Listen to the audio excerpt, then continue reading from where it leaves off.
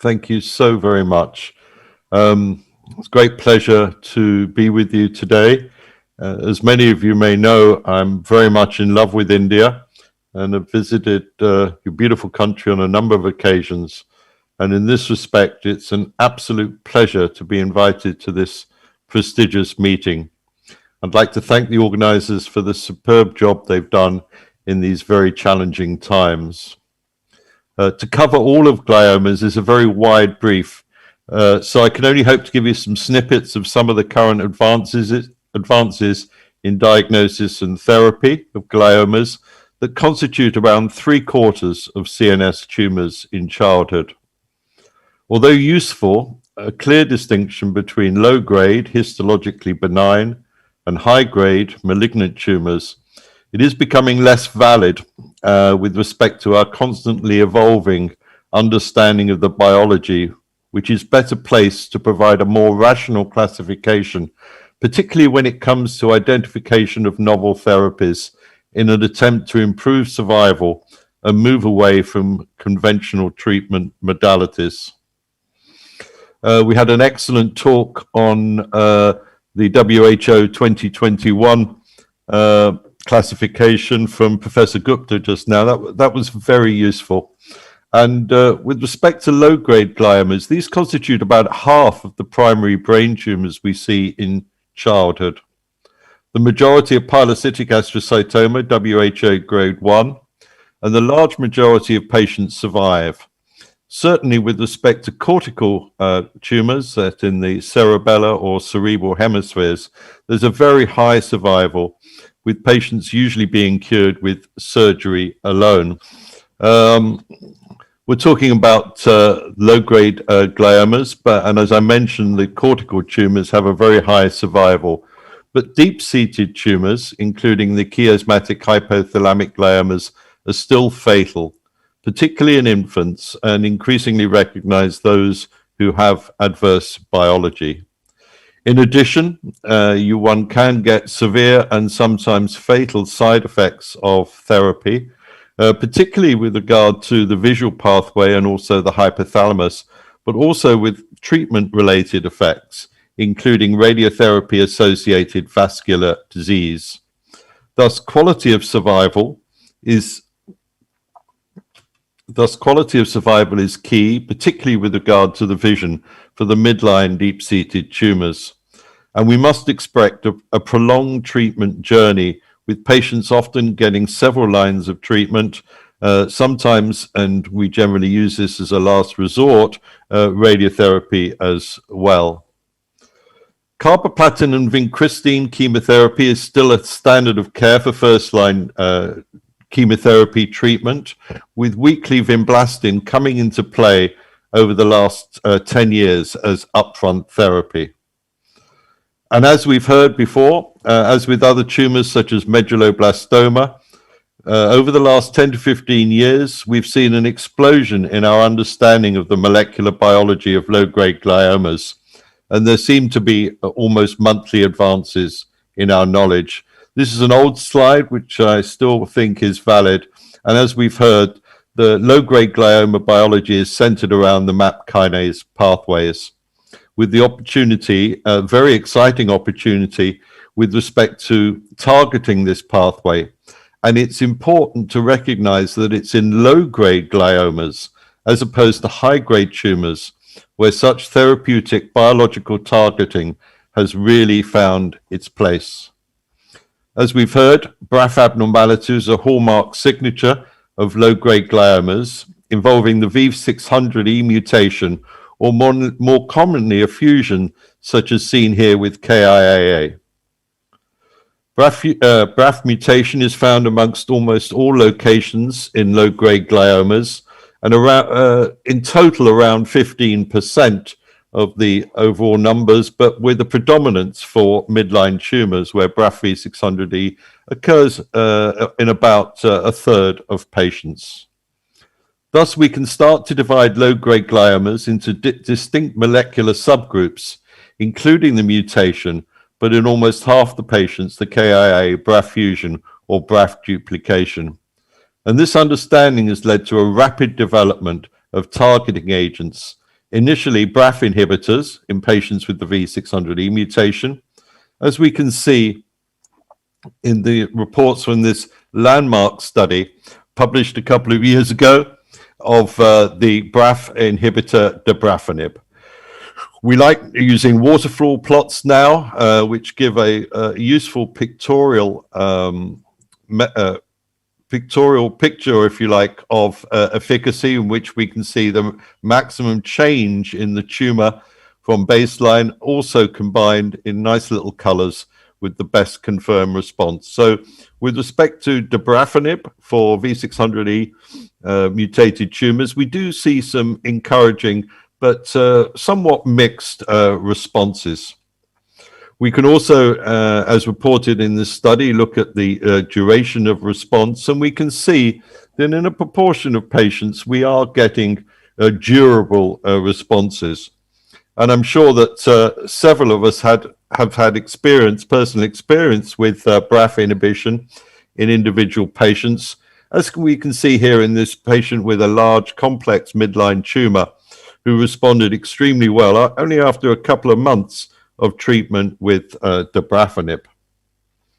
So the second class of agents were MEK inhibitors, and these include agents such as selumetinib and trametinib. And this study was published by Jason in Lancet Oncology a couple of years ago, looking at selumetinib for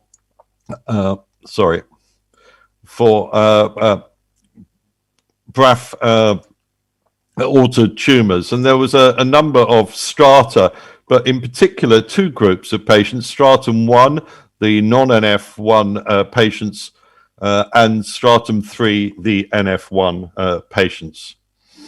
And if we look at stratum 1, which are the BRAF fusion or BRAF mutated non-NF1 gliomas, we can see some pretty decent survival or progression-free survival, particularly for the fusion patients, of around 50% at 1 year. We know that the mutated tumors have a worse outcome overall, and in this study it shows that they have a worse response to the MEK inhibitor selumetinib. And again, if we look at the waterfall plots, some encouraging but somewhat mixed responses, but overall pretty encouraging. And we can see again in individual patients some decent responses, such as this patient with a BRAF fusion associated brainstem low-grade glioma. If we look at stratum 3 in the same study, these are the patients with the NF1 associated tumors. We see better responses with about a progression-free survival of about 60% at 1 year. So MEK and again, the waterfall plots, very encouraging waterfall plots for selumetinib in recurrent NF1 patients. So this is being taken forward into phase 3 studies on both sides of the Atlantic, and this is the next European study, the COP-E brain tumor group study called LOGIC. And for those patients requiring chemotherapy, drug therapy, there's a 3-way randomization. The first 2 arms are the standard first-line agents, combinations, vincristine and carboplatin or vinblastine monotherapy. But for the first time in upfront therapy for a phase 3 study, we have a biologically targeting agent, and in this case, the MEK inhibitor trametinib. So that's pretty exciting stuff. We look forward to that. And alongside this, it's very good to see another transatlantic randomized study. This is a randomized phase 2 study in NF1 tumors, NF1 associated low-grade gliomas, in which the standard chemotherapy regimen, vincristine carboplatin, is randomized against the MEK inhibitor selumetinib. And that study's about to open, and it's very exciting. So new drugs continue to be developed, including the so-called second-generation agents, such as DAY101, which is a pan-RAF inhibitor. It's orally administered. It's highly brain penetrant.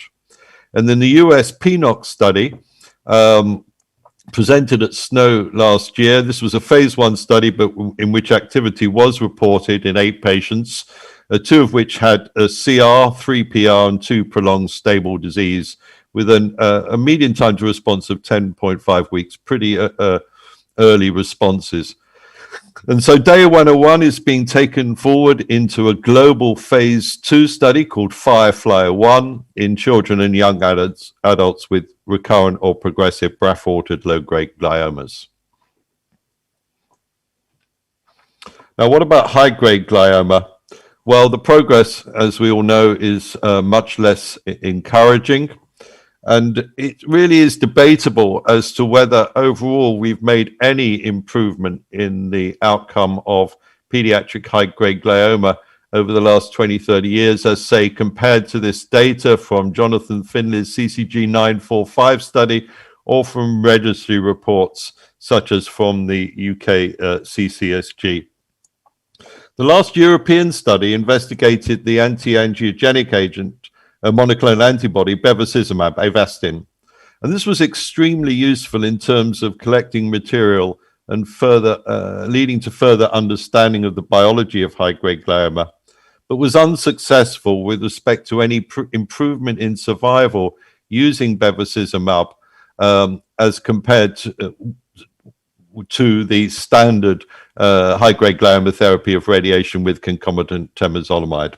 It didn't add to the standard treatment. And there's been recent interest, as many of you know, in so-called immune checkpoint inhibition, which basically aims to release tumors from their self-preservation mechanism against the immune system, particularly focused around programmed cell death 1 and programmed cell death 2. And immune checkpoint inhibitors have shown remarkable responses in certain tumors, particularly melanoma.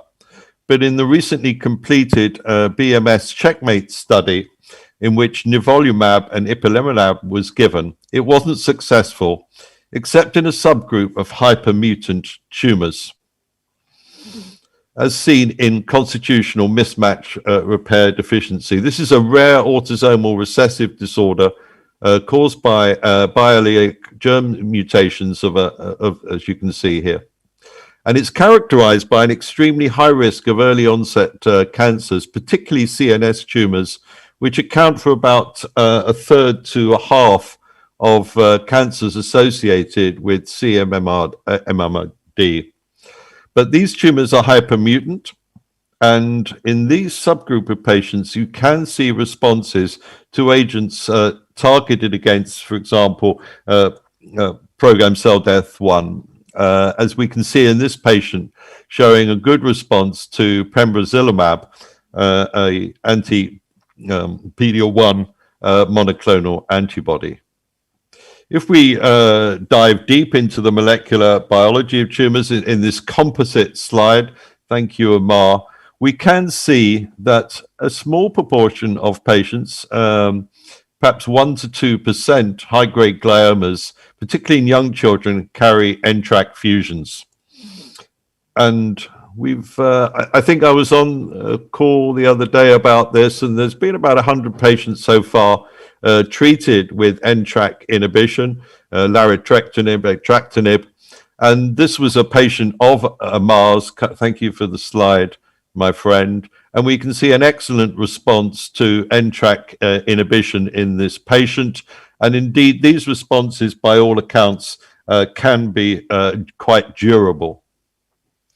When we move back to BRAF V600E, these are observed in a wide range of gliomas, not just pilocytic astrocytoma, also pleomorphic xanthoastrocytoma, anaplastic ganglioglioma. But as you can see here, in a small proportion of pediatric primary glioblastoma. And this classification, based on the molecular rather than the histological subtype, has led on to a new form of study, the so-called basket study, in which patients are entered according to a common molecular abnormality as opposed to histology. So this was a basket study reported recently of BRAF inhibition in mutated tumors. And if we look, we can see the PXAs have a very high, over half of them had confirmed clinical benefit. But that clinical benefit was also seen in a decent proportion of patients with malignant diffuse glioma and in other tumors as well.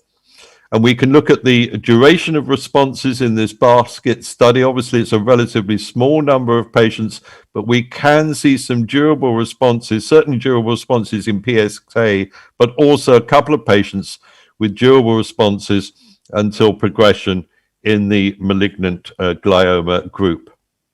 And in a similar vein, we're starting to, we've had the recent Tadpole G study from Novartis, which was an overarching two studies in one, really, for patients with V600E mutations using combination therapy, the BRAF inhibitor dabrafenib and the MEK inhibitor trametinib.